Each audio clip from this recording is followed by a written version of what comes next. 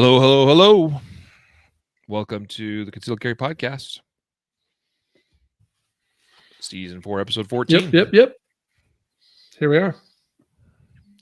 Today's episode is going to be controversial for some people, probably. Some people will be like, too much situational awareness? How can that be? Blasphemy.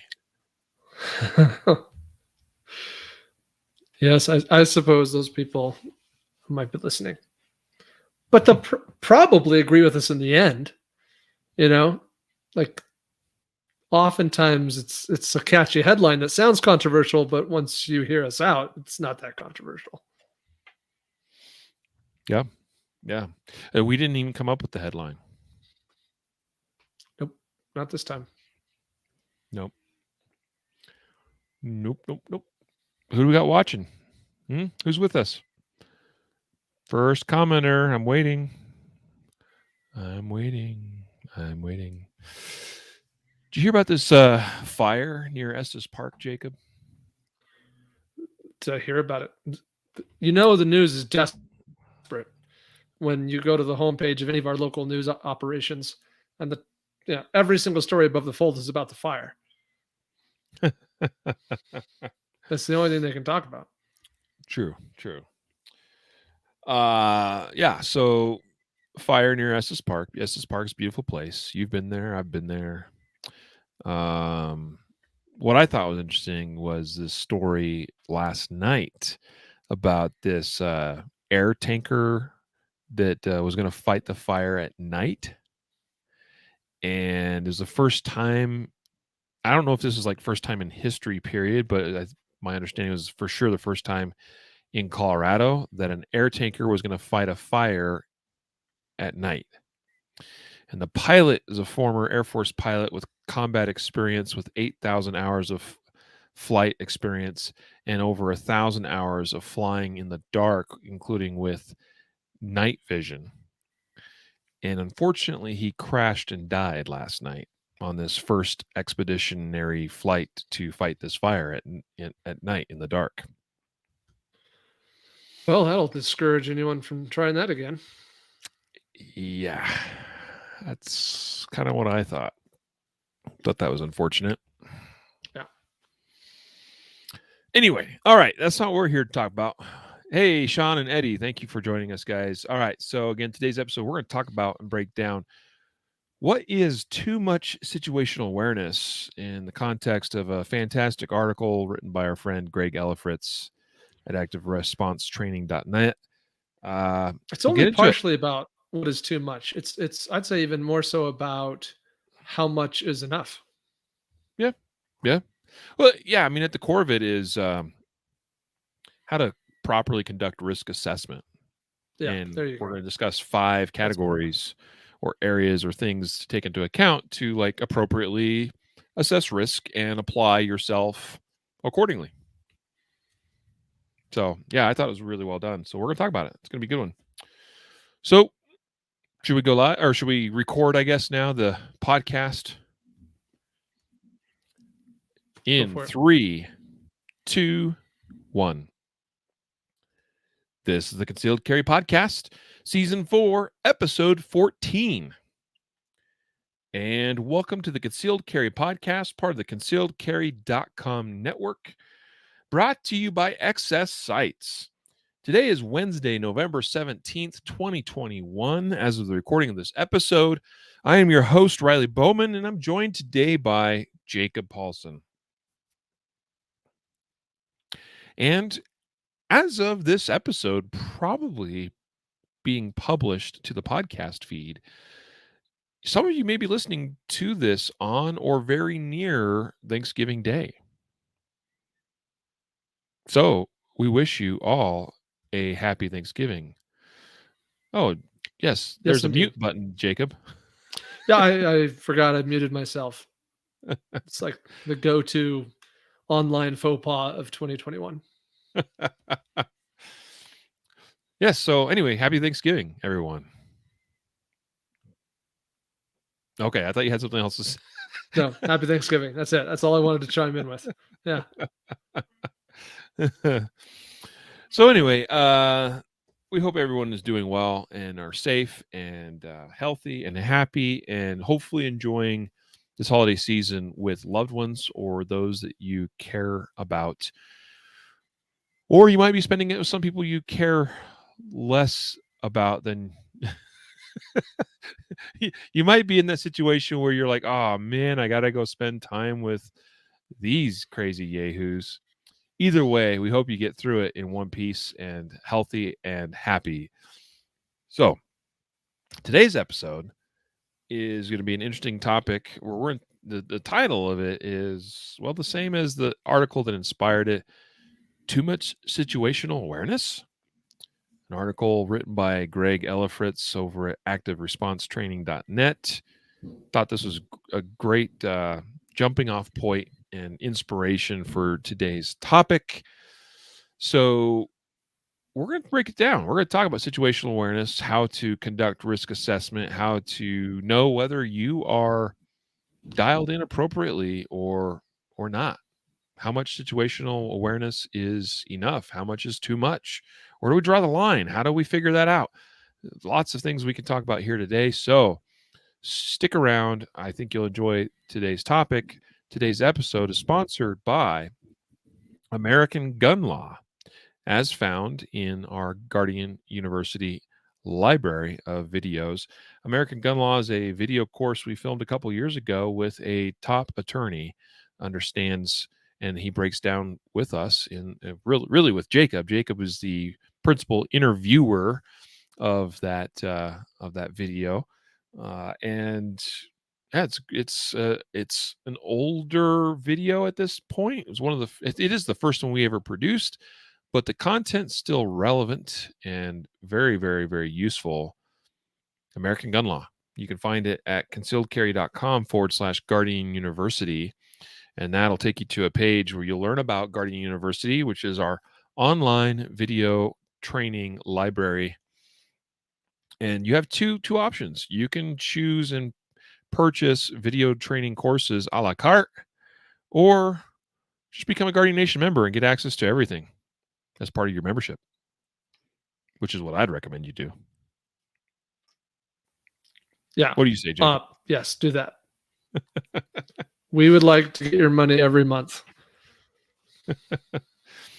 Well, and allow us to continue producing other great video content or video training courses in the future as well. So, yeah, I'm being a bit facetious, but in a more realistic note, we're talking about thousands of dollars worth of content that makes up Guardian University between all the different courses that have been filmed in the past and will be released in the future, and of course, also like our Guardian Nation live broadcast archive and many other things as well. So, yeah, awesome. Speaking of which, we'll be adding to the Guardian Nation live archive tonight with an interview with Varg Freeborn. So that'll be fun.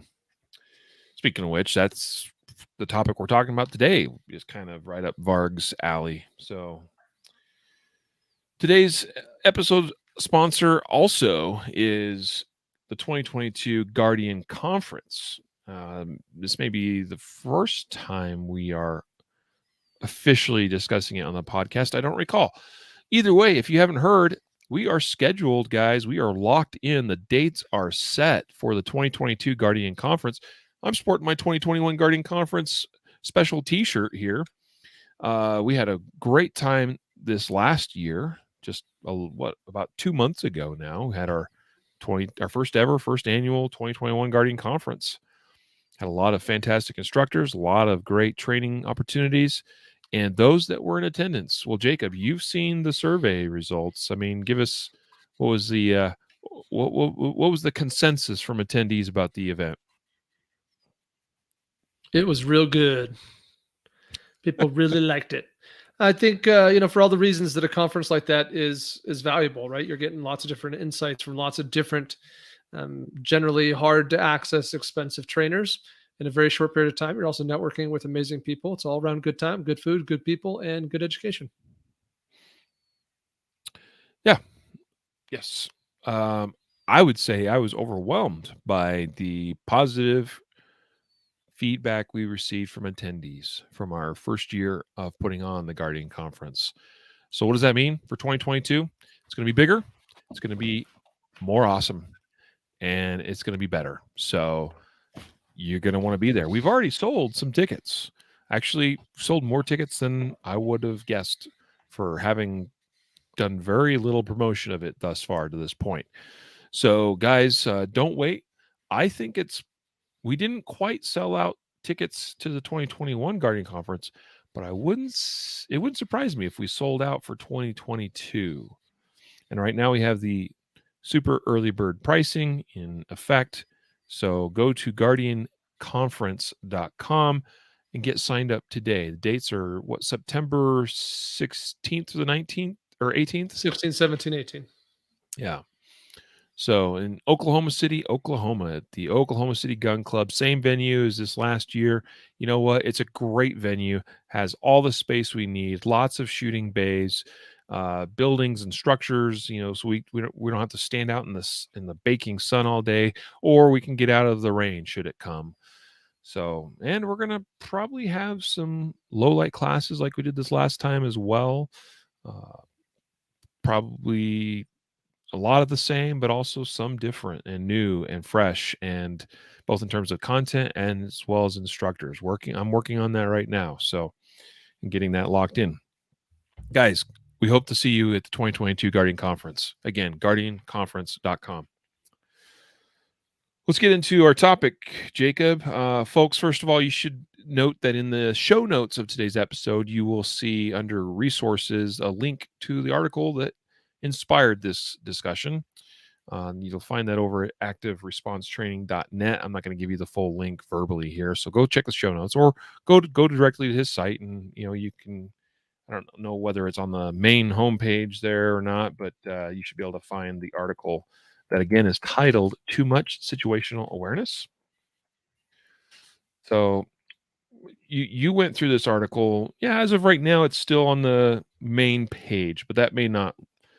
By the time you hear this episode, it may not still be, because he publishes stuff almost every day. So, Jacob, you read this article. What was your initial impression? I think it's a worthy topic that we don't discuss much. I think that we obviously always harking on how you should have situational awareness, how you need to be aware of what's going on around you. And I think that that's become more prevalent. The need has become more prevalent than in history, because we're a more distracted society, right? We're always on our phones, especially, and things like that. But I think that Mr. Ellifritz does a good job of first dictating or describing some of the risks, some of the downsides to being too situationally aware. Whew, that was hard to say. Like that that's not a good thing. There is a too much.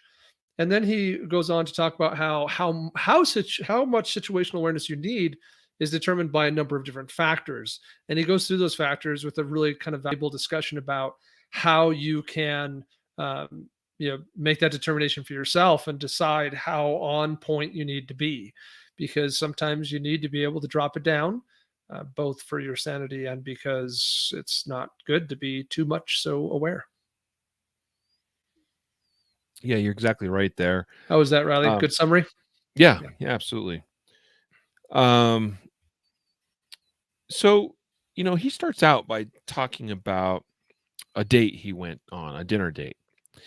And that this date told him that she really appreciated how he was just present with her, just giving her his undivided attention. And that she was kind of surprised by that, because apparently she had dated or gone on dates with other police officers and firefighters and such. And that one thing she found from some of her previous dating experiences, that some of those types of individuals, those working in those jobs or careers that where danger, I think, is a bit more of a part of what they do, that she often felt like her dates were not particularly paying attention to her or presently, there, just giving her their attention and really being an active participant of that date.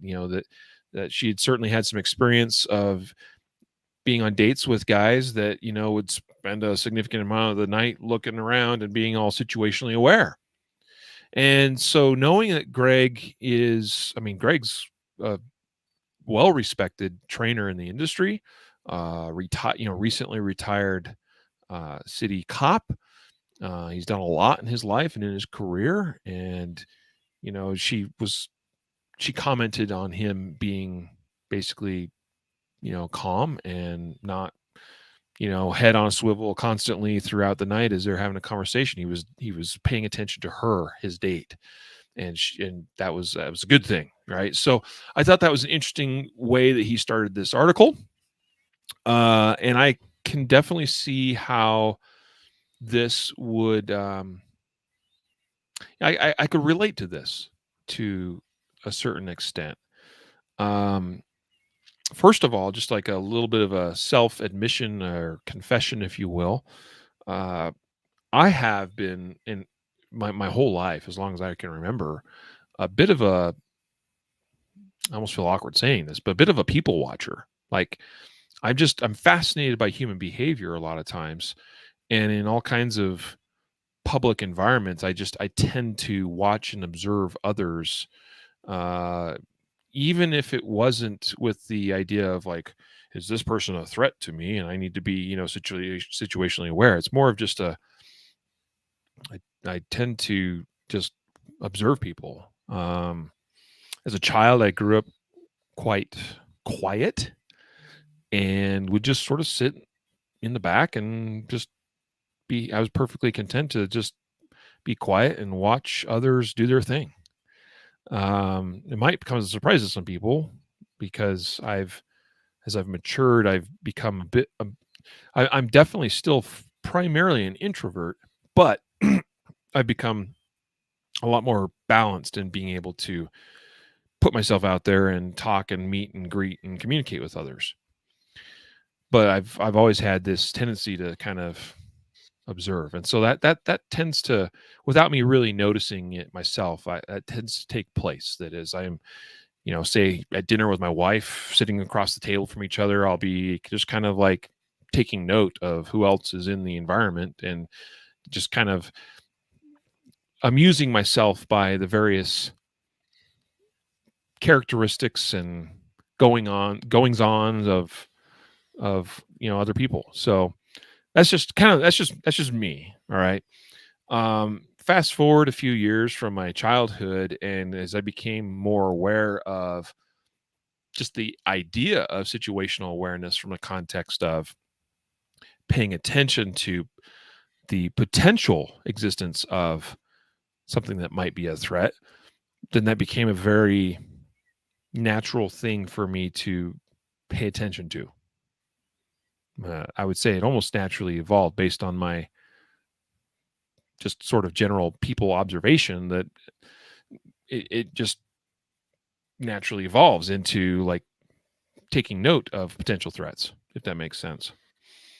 So I don't know exactly where I'm going with that, other than I know I've certainly been in situations, and probably with my wife, where or with a date, going back in a number of years, pre-wife, where I might have been guilty of this very thing of just not really being totally focused on the person in front of me. Well, I'm guilty of it all the time, mostly because I'm distracted by my own phone. Yeah, I'm sure if you ask my wife, she could tell you all about it, or my kids. And it's a thing that you're always. I think I'm always working on. I'm trying to be better all the time, but I try and make a mental note, especially when a business meeting or a more formal thing. I try and put my phone in my pocket and remind myself it's okay if I ignore it. Like nothing on that phone is going to be so urgent that I need to be, disrespectful to the people I'm with. And I think that that's an entirely different way of being distracted or unengaged with a conversation or with a person with whom you're with. But either way, we got to remember that there's a polite and a rude way to be with other humans. And if you're constantly looking around and every single time you hear a noise and staring deeply into the eyes of people on the other end of the building, That's not nice. That's not polite. That's rude. So whether you're just too situationally aware, or if you're just distracted by your cell phone like me, that's not cool. Yeah. Yeah. Yeah. I mean, that is definitely, I think, an issue many of us struggle with. I myself can get distracted by my digital devices as well. Um, so, I mean, really at the core of a lot of what we're talking about so far is the importance of giving someone that we are spending time with the quality of our time, not just the quantity that, not just that we're there with them, not that we're just, in the same room, generally doing the same thing, but that we're actually engaged and giving them quality time. That is something that I think many in our society probably actually don't do very well at. But in the context Yeah. of situational awareness, there are those that would make the case, particularly when we're in a public environment, that, because I see this phrase used a fair amount, and, stuff like head on a swivel, head up, eyes, looking around, kind of thing. And I'm not saying that that's a bad thing at all. Um, and it is important to be aware of our surroundings and of the environment that we find ourselves in. However, Well, yeah. Sorry, go ahead. well, I'm just going to say that just because we have our head on a swivel and just because we are looking around at stuff that is occurring about us doesn't mean that we're actually seeing and recognizing what's taking place there, and that we're seeing and recognizing potential threats. All right. Because there's more to it than just head on a swivel, looking around. Okay. Um, for instance, threat recognition is a skill. Uh, we're going to talk some more about that, but just the ability of understanding the characteristics and the body language, the pre-attack indicators, and all these sorts of things. Like that's something that it's not. To some extent, some of that's, I think, intuitive, but some of it's not. Or at least we become more skilled at reading those kinds of things. Uh, the more we understand about those things, and the more we study these types of topics. Um, and even when we think we have a pretty good grasp of those things, it's still entirely possible we will miss certain cues.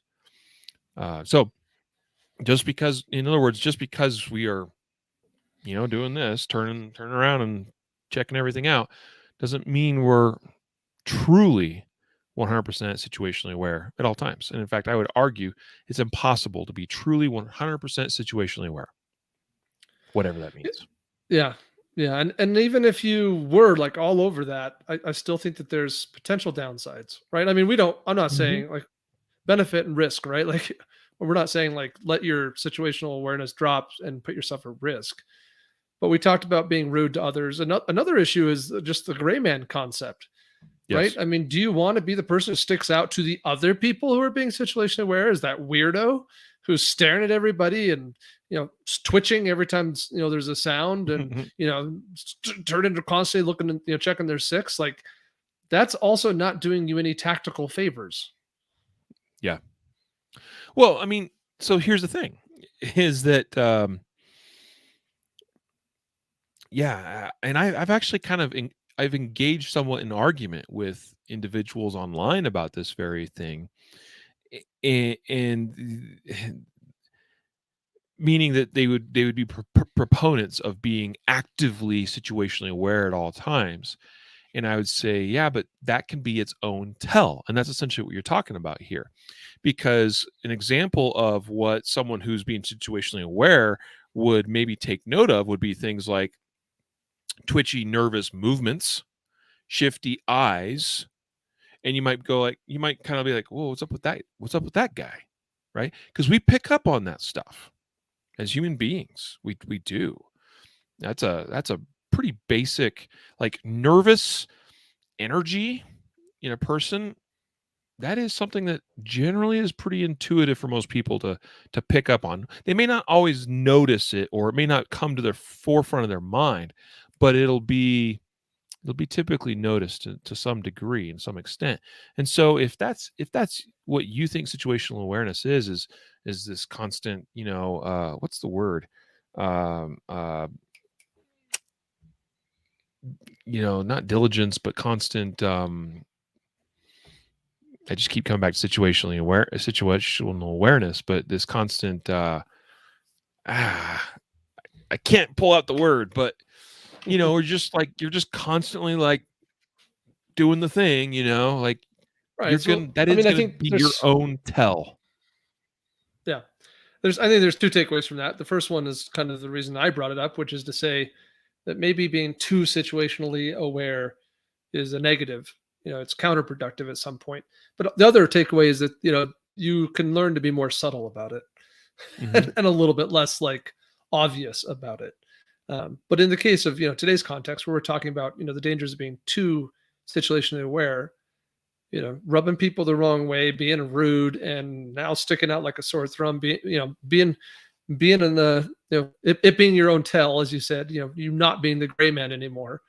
Those are all Yeah. concerns.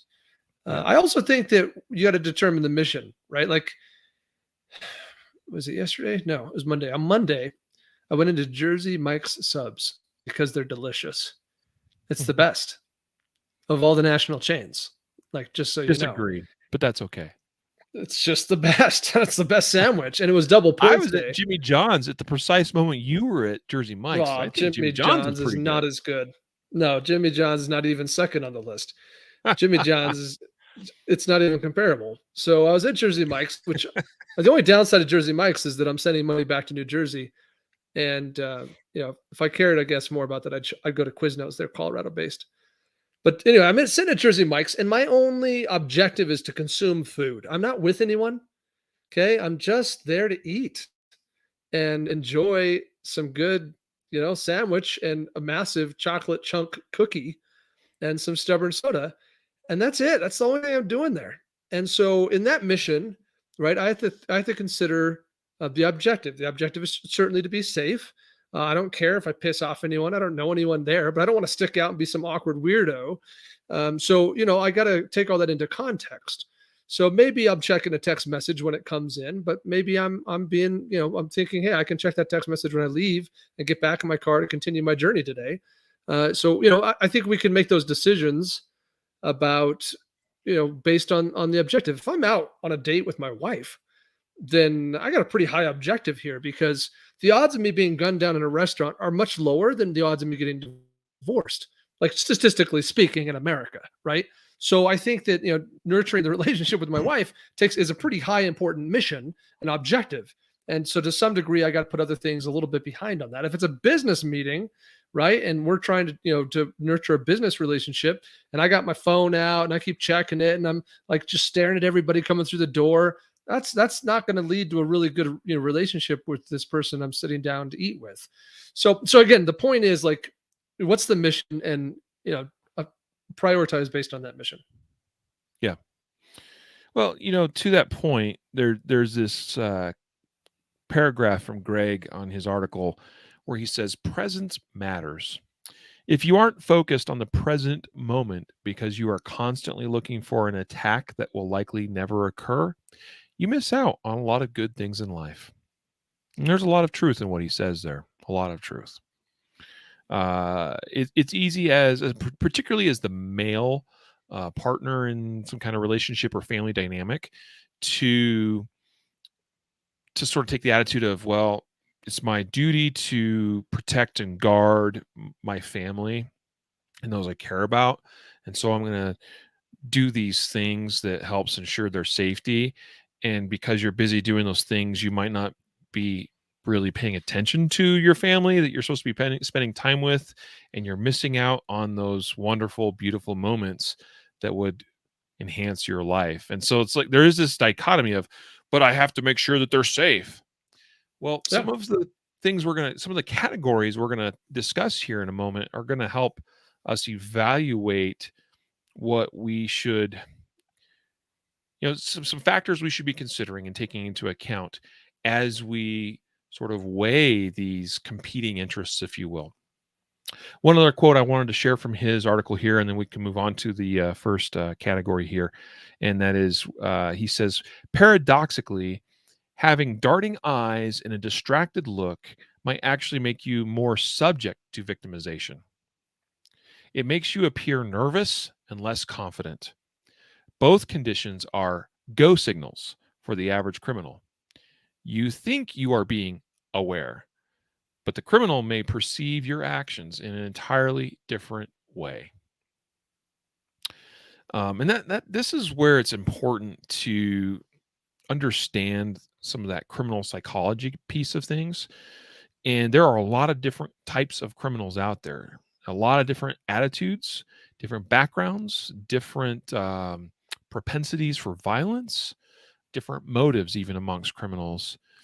And it's very easy for us to rationalize and say, well, if I look like I'm really paying attention, it's going to scare away, 90% of the criminals out there. Kind of like the attitude of, well, if I openly carry my gun, I'm going to automatically scare away all these imaginary bad guys. That may be true, but the problem is it doesn't necessarily deter some of the worst of the worst. And there are some guys, for instance, you're walking down the street and somebody is kind of eyeballing you a little bit, paying you a little bit more attention than the average person would. And so you might take that to mean like, ooh, they might be targeting me for something, for the commission of a crime. And so maybe you return their stare. There's some guys that will be taken as a challenge as opposed to a deterrent. Okay. And there's a lot of nuance here. And some of this is stuff that would be far better a conversation to have with Varg Freeborn. And you can go read his book, Beyond Uda, that talks about a lot of this in great detail. And we're going to be talking about it with him tonight in our Guardian Nation Live, some of these things. So the point is just because we got our head on a swivel doesn't mean that will deter things. And for some people, it might make us look more nervous and less confident than what we think. And that can create its own problems in terms of our potential victimization. So I just thought that paragraph was like, that one really stood out to me. Yeah, absolutely. So let's talk then, Riley, about risk assessment and some of the things that might help us determine how situationally aware we need to be. Yeah, and first up, and by the way, again, we're going through Greg's article here. We're just totally ripping this off, but this is a great article, and he highlights these 5 areas to consider and that I think are helpful in conducting a risk assessment. And the first one is location. So location, in the example he gave about his date, he talks about how this was kind of a higher end restaurant in more of an upscale neighborhood or part of town. And so the likelihood of being him specifically, he and his date being targeted for a crime right there, seated in that restaurant, in that specific place, in that specific time, that likelihood of becoming a victim to a crime, very, very, very, very low. Not going to say it's impossible, right? Bad things happen to good people in good neighborhoods at all times of day. But when we look at, it's kind of like the old John Farnham. I think it's John Farnham, or maybe it's Tom Gibbons. I think it's John Farnham that talks about don't what does he call the rule? Don't go to stupid places at stupid times, with stupid people or something to that effect, right? And a lot of people get in trouble because they do just that. They go to stupid places at the wrong times of the day. Sometimes maybe not the best people, or maybe there's not the best people around, and that's a recipe for disaster, right? So that, but here, if we're talking about, I'm going out, like typically when I go out on a date with my wife, we go to a nicer place, and it's a lower crime place. And so that is a part of the risk assessment. Hey, can relax probably a little bit here, because the likelihood of us being victimized is pretty low where we're at. Now the walk from the car to the restaurant might be totally different, and vice versa. Okay. Or the parking garage, the parking lot, or whatever. That's its own environment. But we're talking about like the moment when we should be paying attention to the person that we're there spending time with, can probably relax a little bit. Yeah, we got to think of it on a scale. I mean, you got to think like, okay, if I'm at a check cashing place at midnight in the wrong part of town, like that's really high up on the scale. Like I got to be really turned on, because statistically speaking, I'm at much greater risk than average. But yeah, in the right part of town, at the right restaurant, at the right time of day, my risk is much lower. That doesn't mean I have no risk. It just means that statistically it's significantly lower. So that means I can afford to relax a little bit, or to be a little bit less on a swivel than I might at the check cashing place, or payday loan place, or pawn shop at 9:30 p.m. on a Saturday. Mm-hmm. Conversely, going for, and it's kind of an example from Greg's article, going for a walk with your dog on a Sunday morning in your middle class or upper class neighborhood. I don't live in an upper class neighborhood. Jacob does. But my risk is low. Yeah. Yep. So all that should be taken into account. And so, in other words, like you said, a sliding scale, where we don't have, like, if we rated our level of alertness and situational awareness between 0 and 10, where 10 is the classic, like, like shifty eyes, head on a swivel, looking and checking everything out, and you're really nervous looking. Okay, that might be an exaggeration, but that's 10, and 0 is zero awareness at all. You're walking down the street or the sidewalk with your, where you're just engrossed in your cell phone or whatever, right? You don't have to be at a 10 for every location at all these different, times. Like no one place, no one time is equal to another place at another time. We just had a story. I mean, this is evidenced by the numerous justified save stories we cover on the podcast, right? And we just had one a week or two ago. The guy got robbed at the ATM machine at like 9:30 at night. Well, maybe don't be visiting the ATM at 9:30 at night. Or at least if for some reason you have to, well, by golly, that's a time to be really switched on and alert. Absolutely.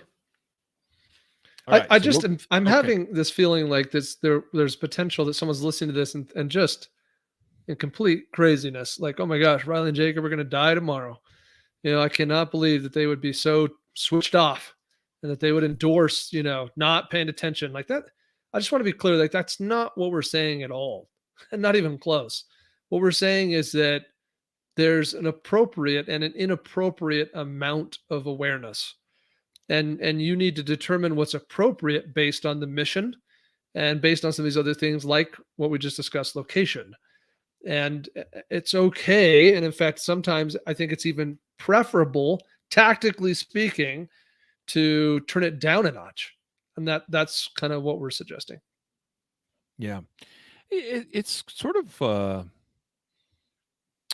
like a forest and trees kind of analogy, sort of thing, where like there are times when it's appropriate to just be monitoring the forest. And and so you're really turning down the mental bandwidth and energy being expended. You're just like, hey, as long as I still see green forest, like we're good, we're good, we're good, we're good. But if all of a sudden some, odd thing that stands out from the norm, like that might be all it takes for you to just for a brief moment go, what's that? That was out of the norm. And you can elevate your level of alertness and be like, something out of the ordinary. I mean, it's like being in that high-end restaurant establishment where people are dressed up, a little bit nicer than maybe what I normally would. And you pick up on what that's like, that feeling of being in kind of a place like that. The minute somebody walks in a place like that, and we're talking about the place where you're going out to dinner with your wife and it's going to be $100, right? A nice, decent. Well, for some of you that might not be a nice dinner, but for me that's a nice dinner. That type of place, like the minute a homeless dude walks through the front door, would you notice? Oh, absolutely. You'd pick up on it lickety split, because all of a sudden something would be outside of the norm. You might even pick up on it, not because you see the homeless man directly, but you may see others and their change in their behavior because they see Mr. Homeless Man walk into this ritzy place. You know what I mean? Like just by the fact that you might see subconsciously other people turning their heads and being like, whoa, what's going on here? You might pick up on that.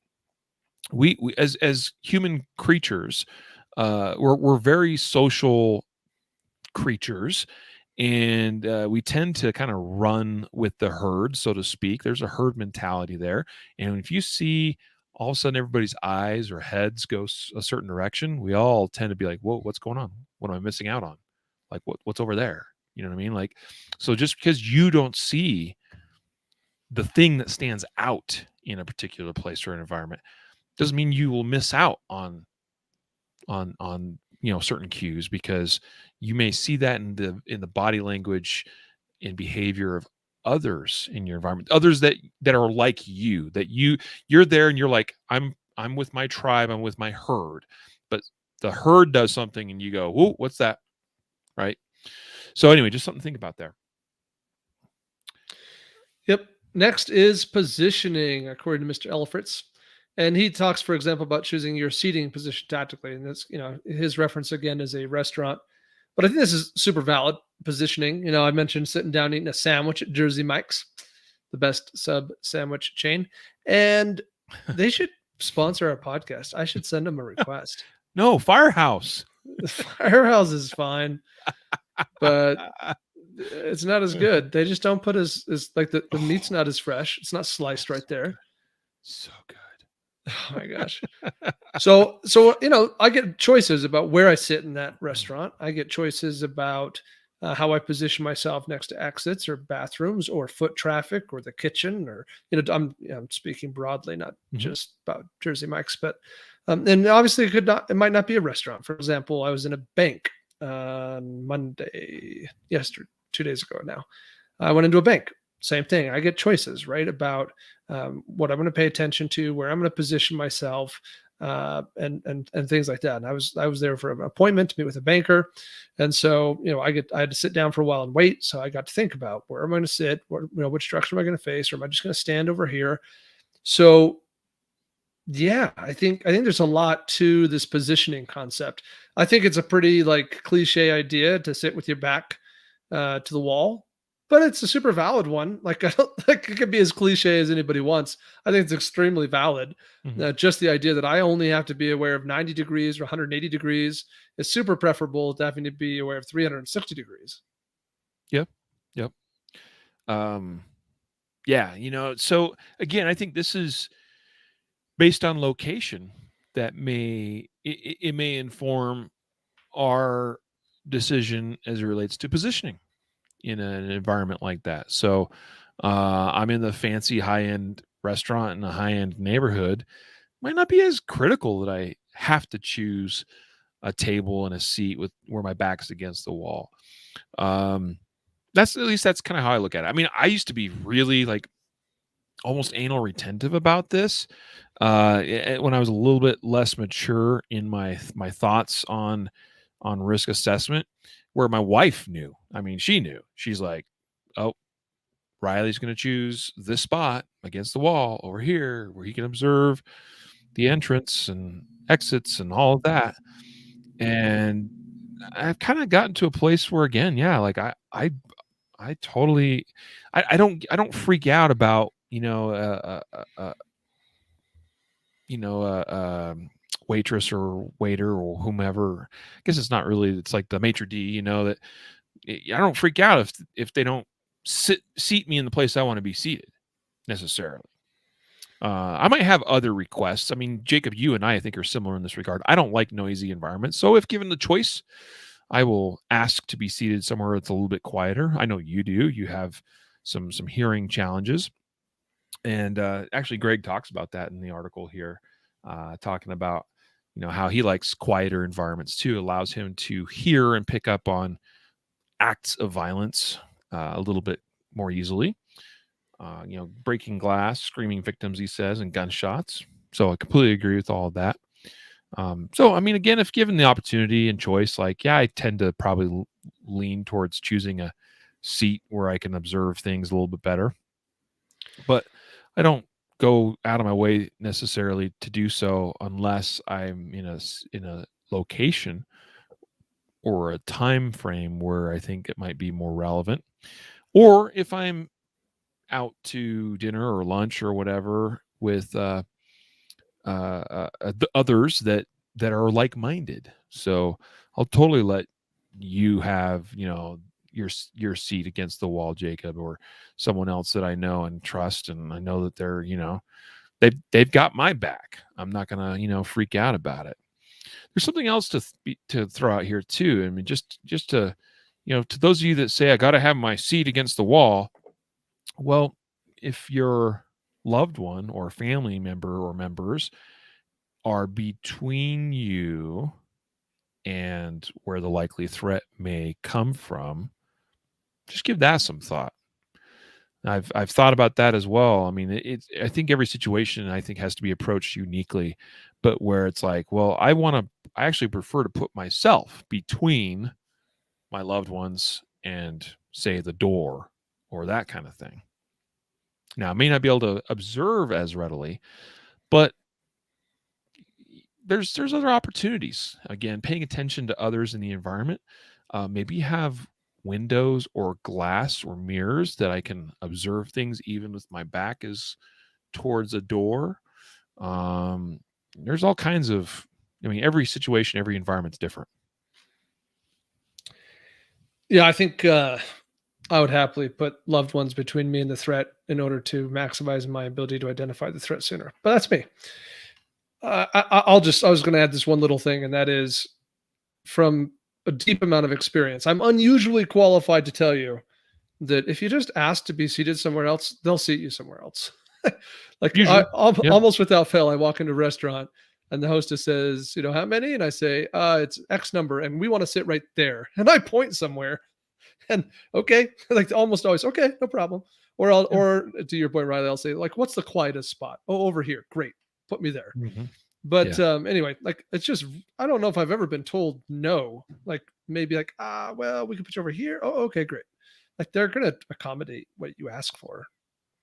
Yeah. That shouldn't be a big deal. Yeah. Mark on Facebook says, if you're that worried, just stay home. Cook your date a meal instead.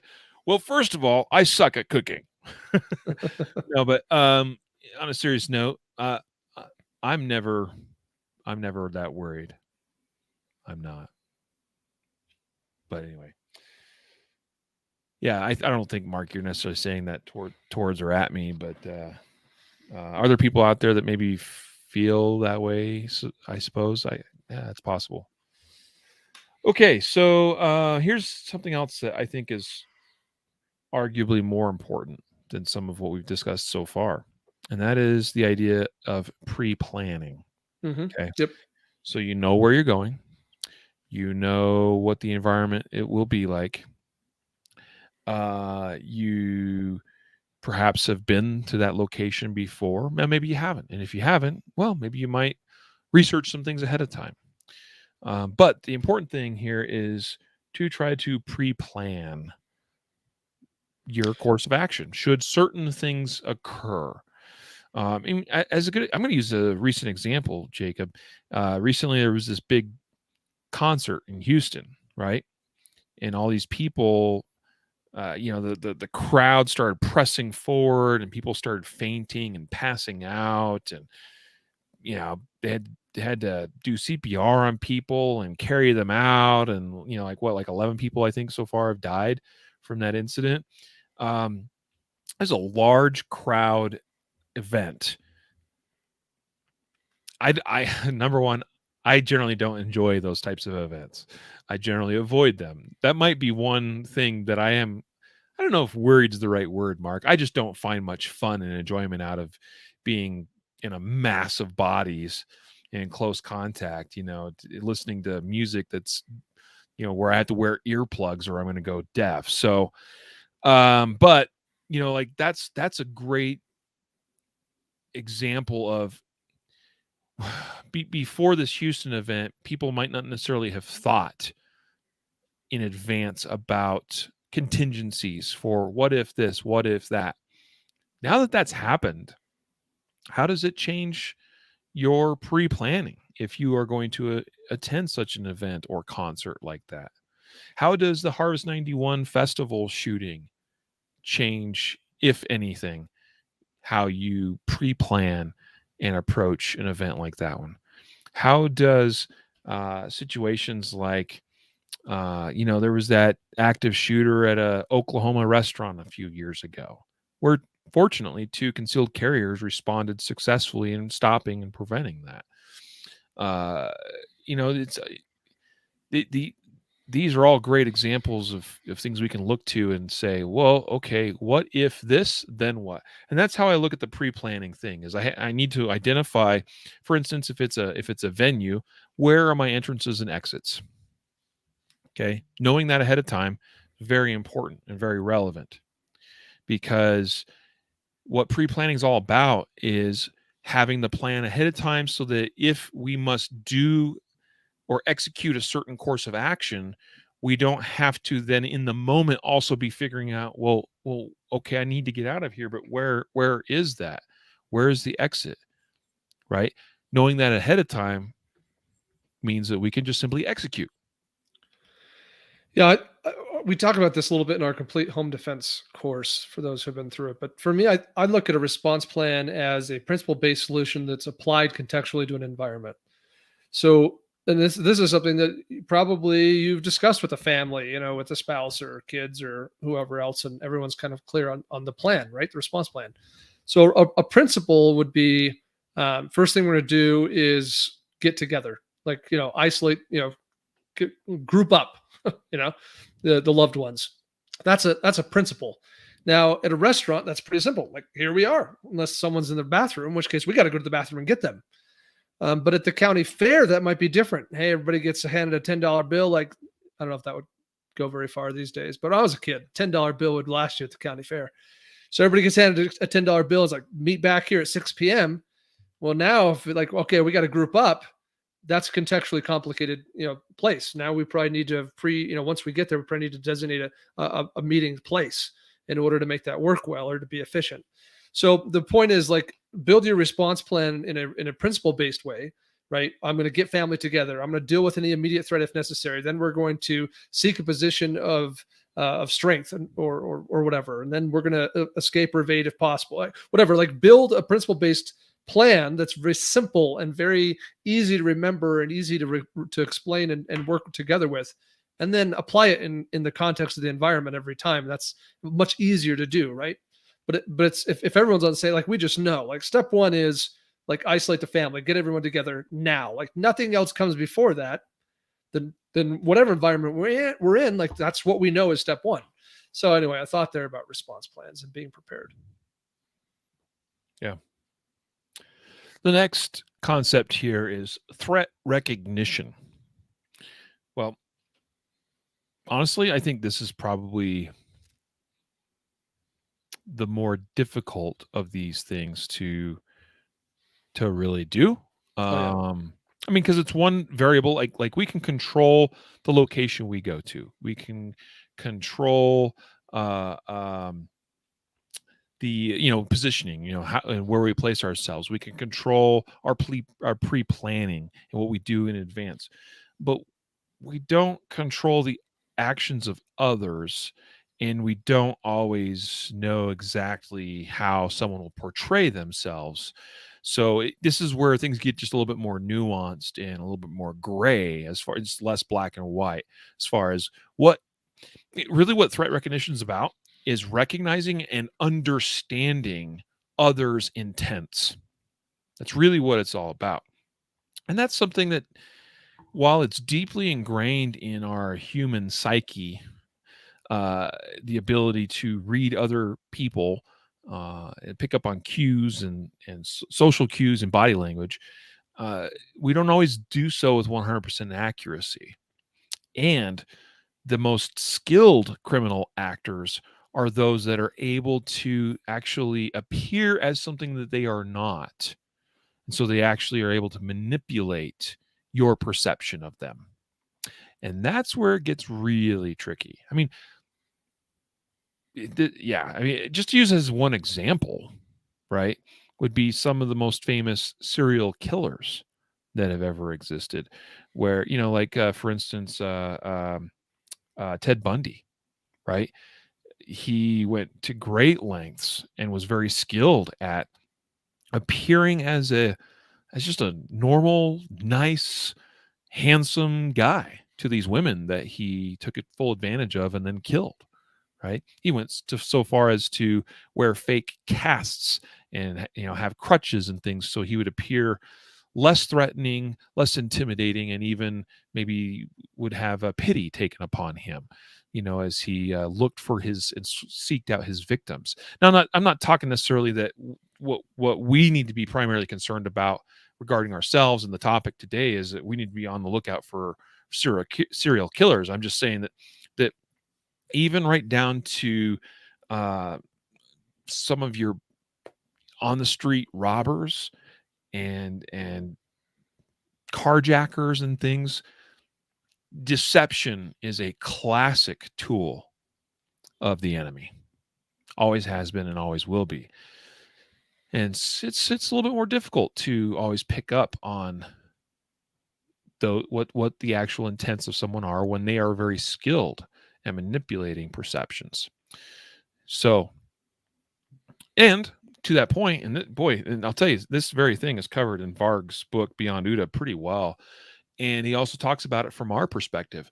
What sorts of things can we do to manipulate the perception of others that they have of us, to either reduce our own victim profile or increase our deterrence against, somebody that may be looking to harm us or something, so interesting things to consider there. But the act of recognizing a threat, I mean, there are some classic pre-assault or pre-attack indicators, things that we can look for, right? In fact, there's a link right here in Greg's article that we're using as the basis of this episode today, that takes you over to an article that is titled. So I'm going to give you the title so you can go look it up if you'd like. How to Spot a Bad Guy: A Comprehensive Look at Body Language and Pre-Assault Indicators. It's a good primer. Go read it. Okay.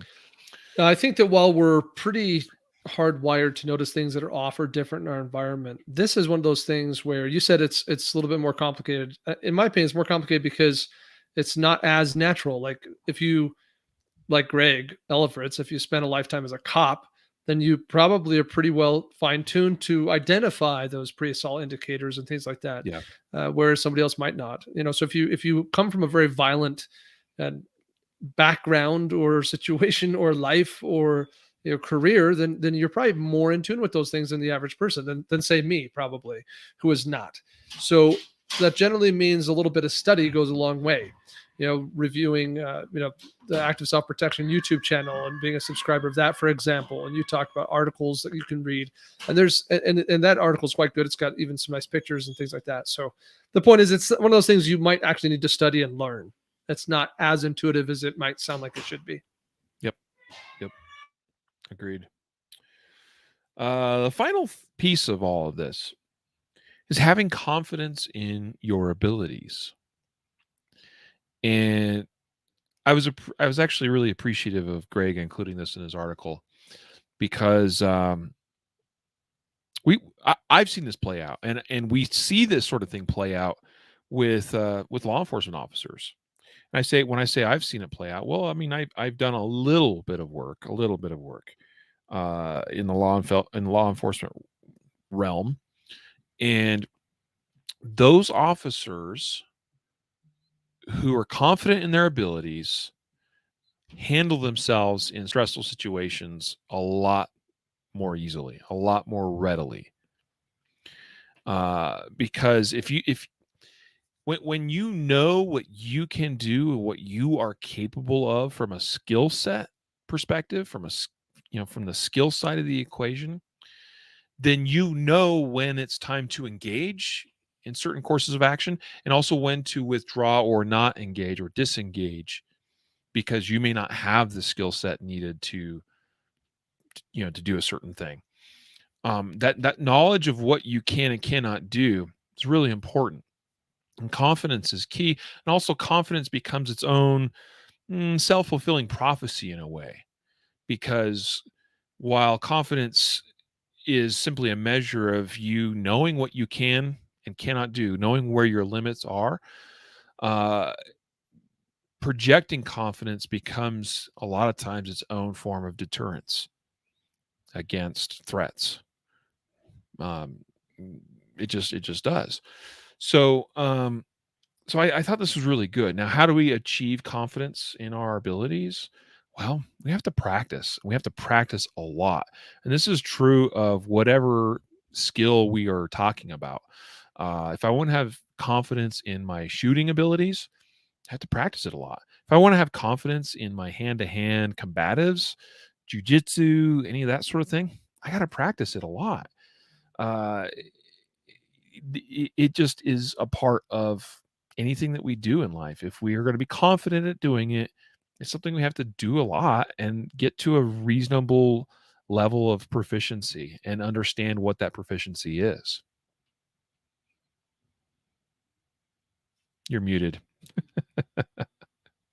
It's good because I was kind of stumbling. I was saying, trying to come up with my words, but I'm still trying to decide how to say what I'm thinking. I think that there's a process there, and I think the first step in that process is just knowing where I am at. You can be confident in your abilities and have crappy abilities. You just are like, I know what I can do, and therefore I'm confident in that thing that I can do, whatever it is. And then, of course, you can increase those abilities, and that leads to maybe the same degree of confidence, but a higher degree of ability.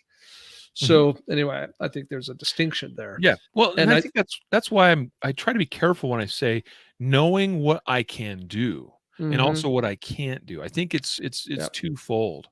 It is. For me, it's two separate things. Like, one is like just having clarity on my actual skill set, what I'm capable of, which I think is where probably most of the people listening to this, based on our experience with our students, is where you probably fall short.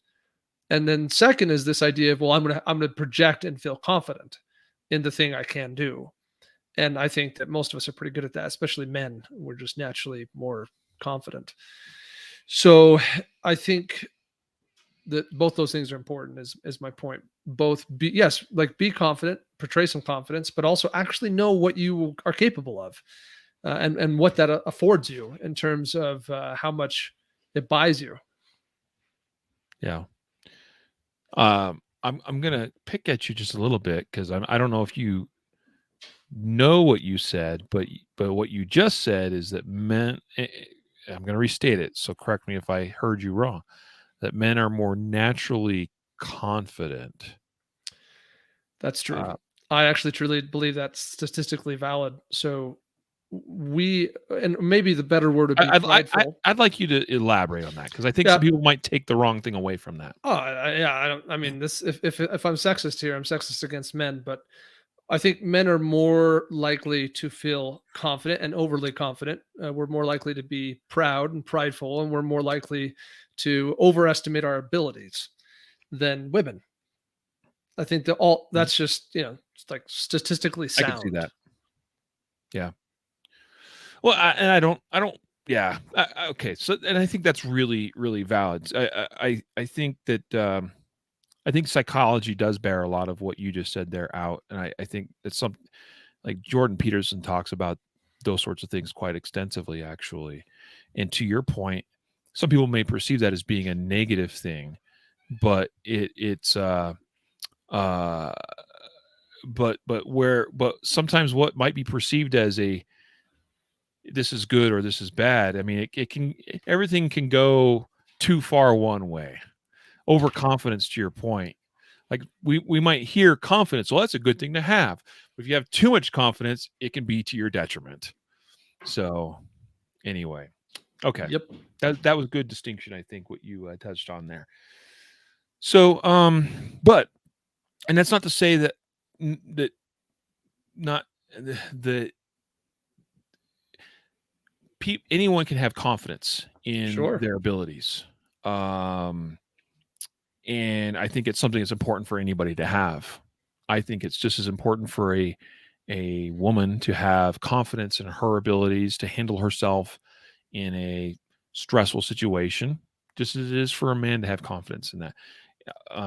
Now, men may be more predisposed to be a certain way than women, vice versa, but where it comes to life-saving skills, whether it's using a gun, a knife, a tool, whether it's using verbal judo, whatever it might be, uh, we can have confidence in our abilities when we practice those skills, and we therefore learn what the limits of those skills are, and that establishes the knowledge of what we can and cannot do, and that brings with it confidence. One thing I noticed from some people, Jacob, and we're pretty much out of time at this point, but I just was reminded of a conversation I had with somebody who has a little bit of an imposter syndrome. And that's something that I think is difficult for a lot of people to overcome, where they begin this journey of becoming skilled at, name your thing. Let's just say it's shooting. Let's just say it's gun handling, something to that effect, because it's something that we talk about quite a bit in our own you know perspective. But um, somebody starts going down that road and they start becoming skilled. It's hard to wake up one day and recognize, oh, wow, I have arrived at whatever this thing is, this skill level is. Somebody specific, I'm not going to mention them by name, but somebody that's come to mind that is more skilled than they give themselves credit for, and they haven't yet quite been able to discover their own confidence in what that skill is. And I think that'd be an interesting conversation to explore some other time. But anyway, just something to think about. I guess, in other words, is it's relevant to our conversation here today. Beware of imposter syndrome. Give yourself credit where credit is due. Sounds good to me. Yeah. So, reviewing what we've discussed here today, we talked about uh, the, the the possibility that exists and the potential dangers, which in this case, primarily a lot of times are not allowing ourselves to enjoy the finer things of life with those we care about the most by being overly situationally aware, and by ignoring the fact that we can use such things as location, positioning, pre-planning, threat detection or threat recognition, and then finally confidence in our skills and abilities to be a little bit more nuanced and balanced in the level of situational awareness we employ. I think this has been a very worthwhile conversation today, and I'm glad we had it. Yo también. Yeah. So, folks, I hope you've enjoyed this episode as well. If you did or did not, hey, let us know. You can always email us at podcast@concealedcarry.com. We always still welcome positive, primarily, reviews of the podcast, whether on Apple or Google or wherever it is you listen to your podcasts. We've had many, many, many wonderful reviews of the podcast through the years. We have many, many of you listeners out there of the podcast, and we thank you. And we thank you for being a part of this experience with us. And that's very, very funny. Sorry, Jake, I got interrupted because Jacob had to put on the screen. Big takeaway today from Mark. Jersey Mike's is better than anything Riley has to offer. Well, we can agree to disagree. And now, by the way, for the record, I love Jersey Mike's. I think it's delicious. Is it the best? I don't know, but It's the best. you will never get me. You'll never get me to. I will never complain if you're like, hey, let's go to Jersey Mike's. I'll be like, yeah, a sandwich is a sandwich is a sandwich. No, it's not. I have to tell your wife that. I know she would not agree with you. No, I like Jersey Mike's, and I like Jimmy John's. I like Firehouse. I like pretty much anything that makes a sandwich. Subway is one of my lesser favorites, but you don't mind Subway so much. I would take Subway over Quiznos, but not over any of the other ones we've discussed today. Yeah. Anyway, we didn't come here to talk about sandwiches, guys. I hope you enjoyed the podcast. Give this some thought, this topic here today. And, as Jacob mentioned, in our complete home defense course, some of this stuff comes up. Okay. We talk about some of these things, especially as it relates to defending your home and the plan that you put in place relevant to that. That complete home defense course is available in Guardian University, okay, in our online video library. Guardian Nation members get access to that for free, included as part of their membership, or you can buy that course outright. That is a-okay. But regardless, go to concealedcarry.com/Guardian University to learn more about Guardian University and the content contained there. And then finally, again, the 2022 Guardian Conference. Heck, we had Chuck Haggard teaching at the most recent conference. We're going to have more content like what Chuck was teaching, talking about dealing with threats. I mean, dealing with one of his course. One of his most famous courses is managing unknown contacts. That ties directly into a lot of what we just talked about today. And folks, you had the opportunity to attend a block of training like that with Chuck Haggard at our 2021 Guardian Conference. I think there's a high probability Chuck will be back in 2022, and we may have other people involved teaching some other great life-saving skills at the 2022 Guardian Conference. So go to guardianconference.com today, get signed up, and we hope to see you there. So it's time to bid you adieu. Jacob, any last words? Have a good life. Be happy. Yes. Yes, indeed. And be good people. So with that, a reminder to train right, train often, and train safe so you can fight hard, fight fast, and fight true. Take care.